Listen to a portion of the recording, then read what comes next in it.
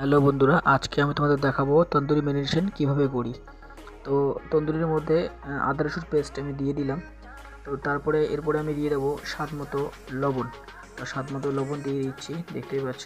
তারপরে দেবো chilli powder. এটা 10টা তন্দুরি আছে, এই জন্য চিলি পাউডার বেশি দিয়ে দিলাম একটু। তারপরে দেবো ভিনিগার। ভিনিগার দেবো, ভালো করে এটাকে আমি মিক্স করব।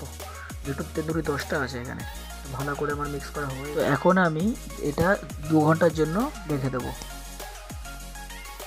তো দেখতে পাচ্ছ আমার 2 ঘন্টা হয়ে গেছে। 2 ঘন্টা পর আমি দিয়ে দেবো তন্দুরি মশলা। তো তন্দুরি মশলা দিয়ে দিলাম, দিয়ে ভালো করে এটাকে মিক্স করছি। তো তো এখন আমার এটা তন্দুরিটা ভালো করে মশলা মিক্স করে আমার লাগানো হয়ে গেছে।